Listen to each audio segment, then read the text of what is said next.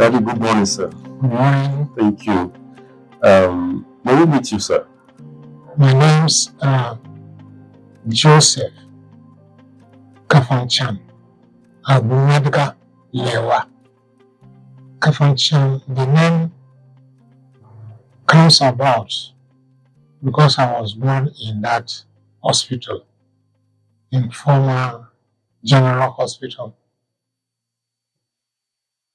Kaduna State. Can you tell us a little more about your academic success? Yes, I had the privilege of going to St. Patrick's Catholic School, Barking Abdullahi, PhD. There I was transferred to Alochi, St. Michael Catholic School, Alochi, Nasarawa State. I completed my primary school. I passed entrance examination to Kafanchan, the famous College of Mary Immaculate, Kafanchan. After that, I taught for some years, and I went to the University of Ibadan to do a combined diploma in adult education and community development. Immediately after that, I joined the state government, that is former Benue Plateau State. After that, I went to Manchester University, UK. I came back with a BA degree, postgraduate diploma. Came back, continued working. After that, I went back to the University of Hartford in United States of America. When I came back, continued working. After that, I went to Manchester University again, where I read degree of Master in Education. After that, the PhD I got was awarded to me because of some research work I did for the University of California. So after that, I continued working. I joined the government. As I was doing all these studies, I joined the government. I was working all the time with the government. I had so many postings in the government, and I rose to the rank of permanent secretary, where I retired. I'm just giving a brief. Thank you very much, sir. Going through history, I read a little about you. I realized that you've written several books, and one among the most famous books now that is trending is this book. And it's titled The Nature and the Structure of the Pre-colonial Eggon Society in Nasarawa State, Nigeria, and the Survey of their Influential Literature. Very rich and sound book. Thank you. What were your motivations, sir, for writing this book? My motivation was derived from the discussion and with my parents, who were telling me about the past history of the Eggon people. I became excited. When I was excited, I was very, very happy to hear about it. So I went into interview with many people, the Eggon people, the youth, the teachers, all sorts of working class. I interviewed them. Mm. I gathered a lot of experience. So I was motivated, and I said, let me write something about the experience I had from my parents. And this was inspired again by my lecturers, the University of Manchester, of Ibadan. No, that's great. Thank you so much, Daddy, for that experiences you've gathered. And it's because you love the society, you actually want to share with the society so people can also benefit from your wealth of knowledge. We will be seeing from this book today, and we want you to just take a look at some few passages of the book. We are going to discuss the early political setup of the Eggon society, written as one of the chapters in this book. So will you discuss that with us? Yeah, the political setup of Eggon people is difficult to understand, but from time immemorial, we realize that for any society to exist, it must have some social structure, it must have some family togetherness. So the political setup, he said, is anchored on the existence of Eggon people, firmly and strongly built politically and socially.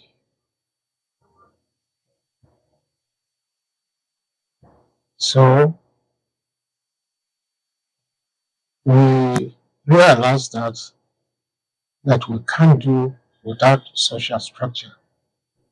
That is people living together, people having their activities together.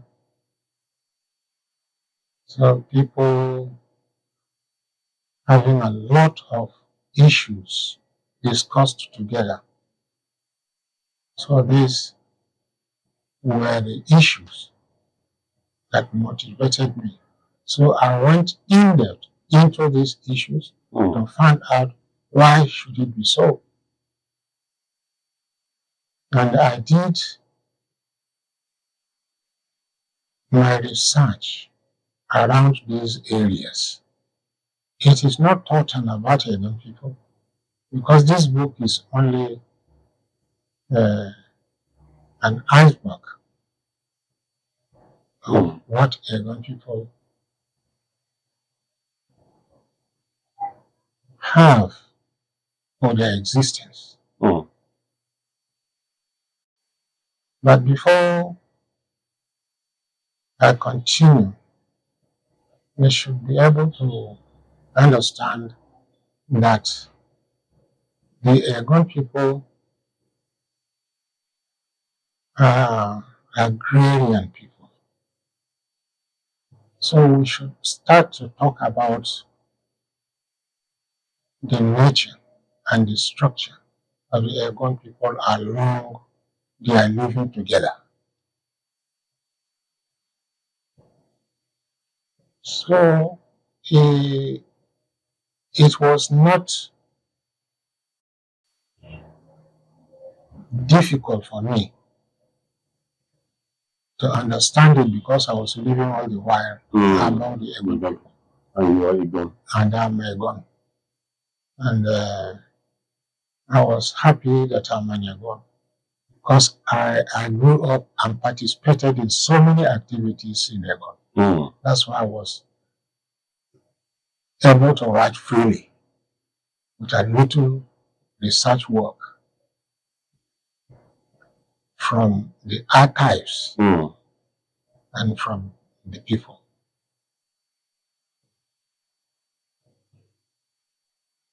Thank you, sir. Daddy, we will appreciate if you will tell us something about the Eggon cosmology and the cosmogony. These are very high sounding words, but they are not separate. You can't separate them. You take them together. When you talk about the cosmology, we talk about the Eggon people in totality. We talk about them, how they exist. So the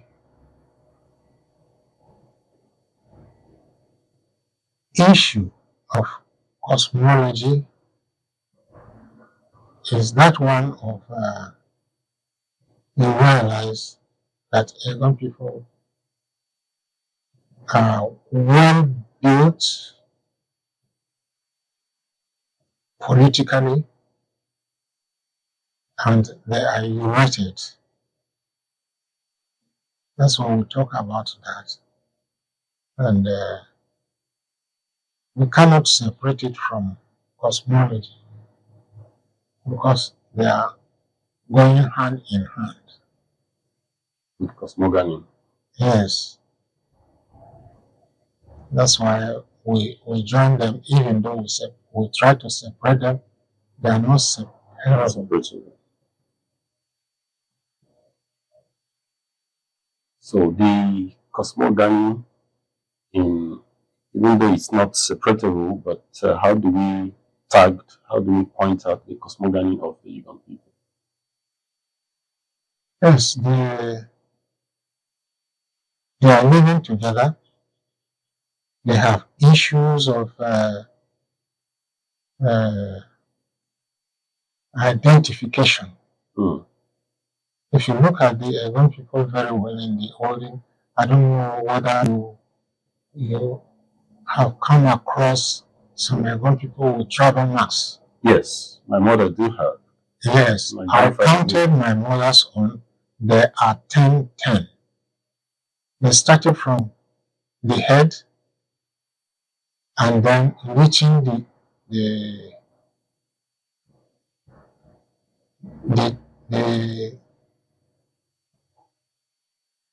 cheeks, and they join together. Those marks that were stolen, you can count them. And those ones that are not distinct, you cannot count them because they are neatly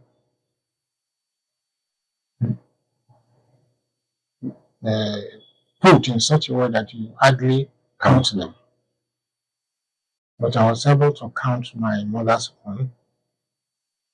And then there are also some marks at the back.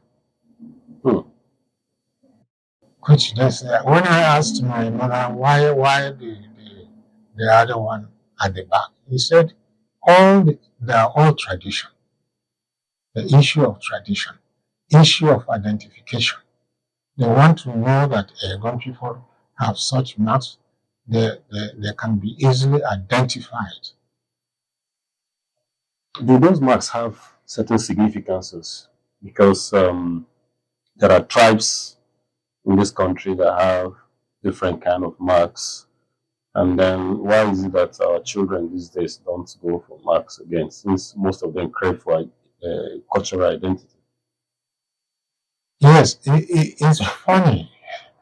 It's very funny.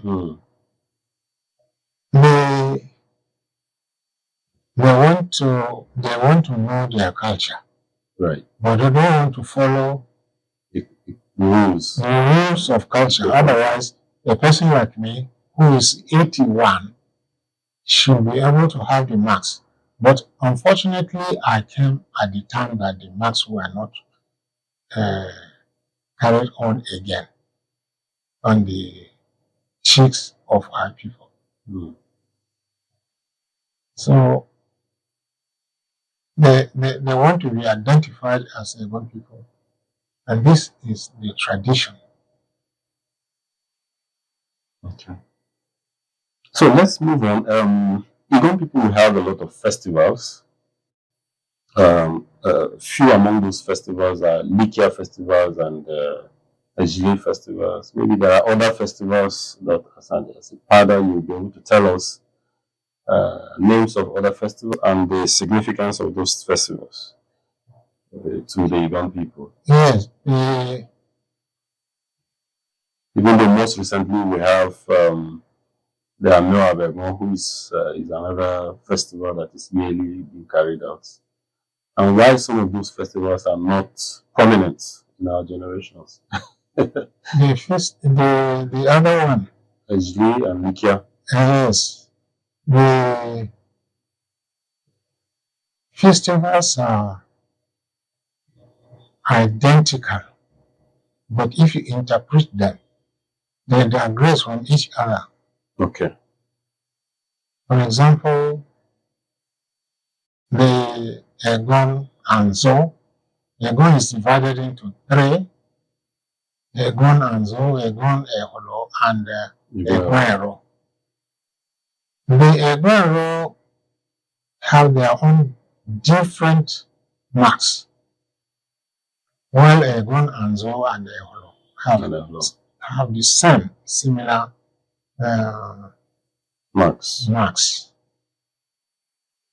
And if you look at them, they are all meaningful in their own right.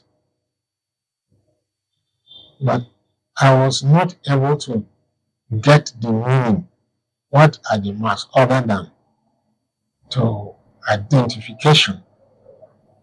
The issue of identification. They said they want to identify that was issue of generation. And that's how they found it right from the beginning, from their forefathers.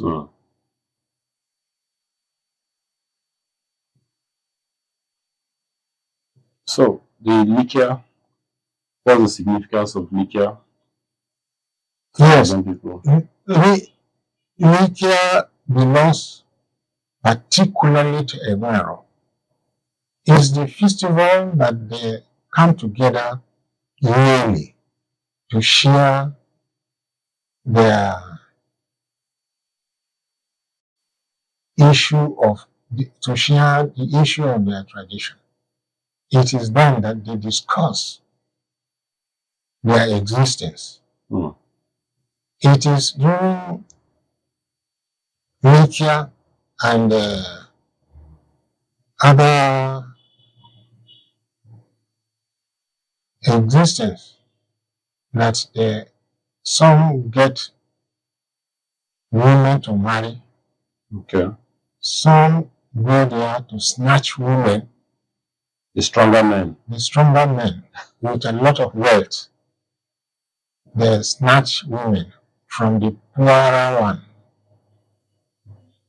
And no consequences. There are consequences. Okay. Because that led to fracas. And that brings about division, added division. So if Likia is common to the Egwero, are we to say that Ejili is common to Anzo? Yes, you're right. Okay. Ejili is also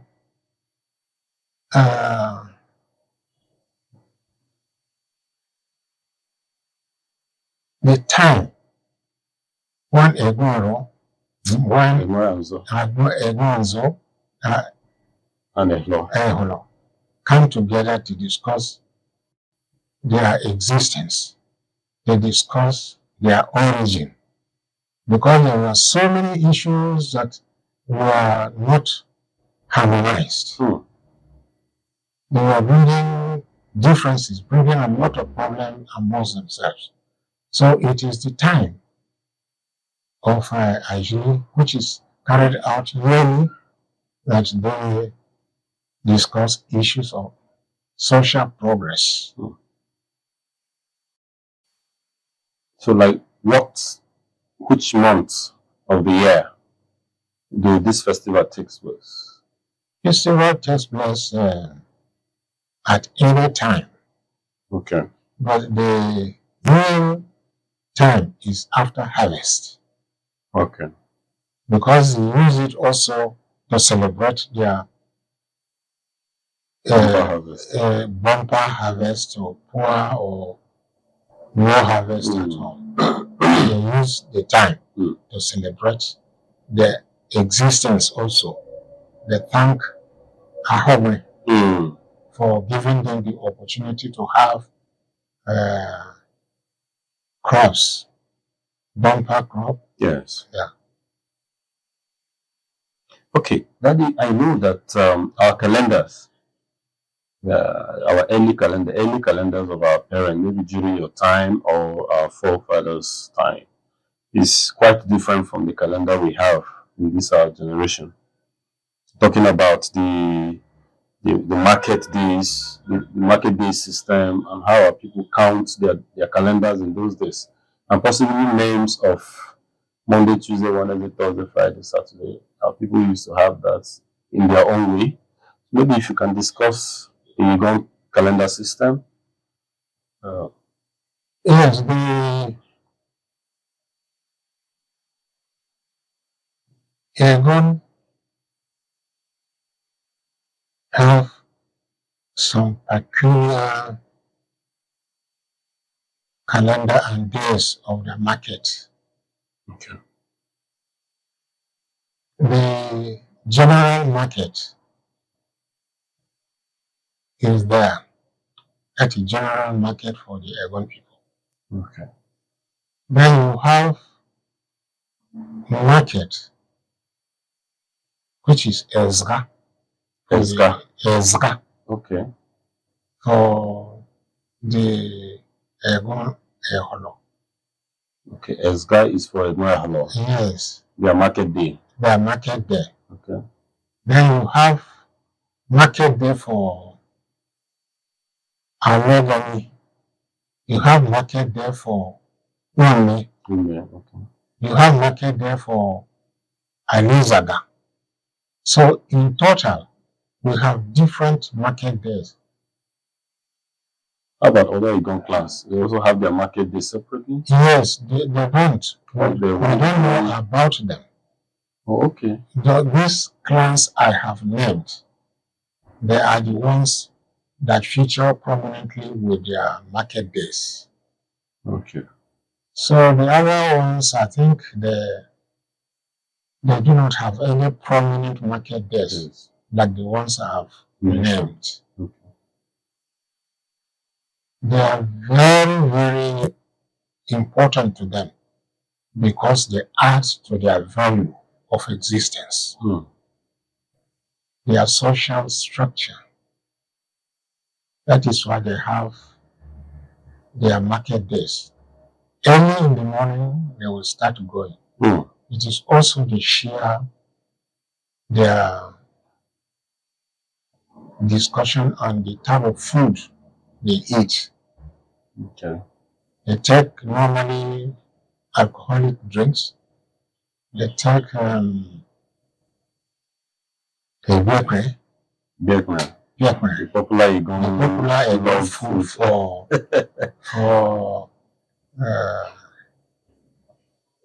marriage. Yeah. So if they don't have this thing, they are not happy.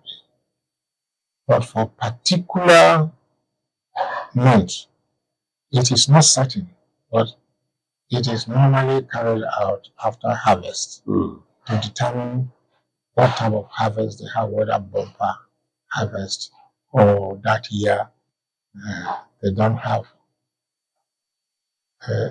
enough harvest because of the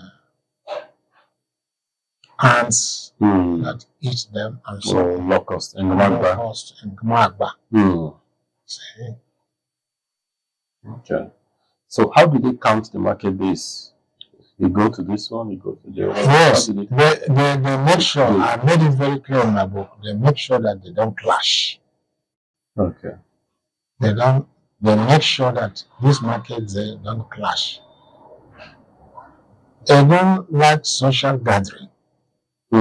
So they like when they produce their crops, they want to go to the market to sell them. So they make sure that they don't clash. They will use the type of food they know the type of food they harvest, they will go to the market to sell. Okay. So who are the buyers? The Eggon people from other clans, or we have people from outside the communities of the Eggon people that come to buy? Not only the Eggon people.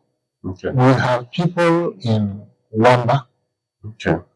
And their market days. We have people from Lafia. They come there to buy. Okay. They have people from Chefi. They come there to buy. So not really the Eggon people alone. And remember, they exchange, they sell foodstuff by barter. Okay. If you have Jimmy corn and you want maize, you will exchange so that you will have maize. In a commensurate measure? Yes, in commensurate measure. They know how to value them. So if I have cocoa, which is pig, and I want a cow, how will it be valued? If it is not enough to value, they will add another animal. Oh, okay. Or maybe crops. Yes, crops. To meet up the value of the value. Okay.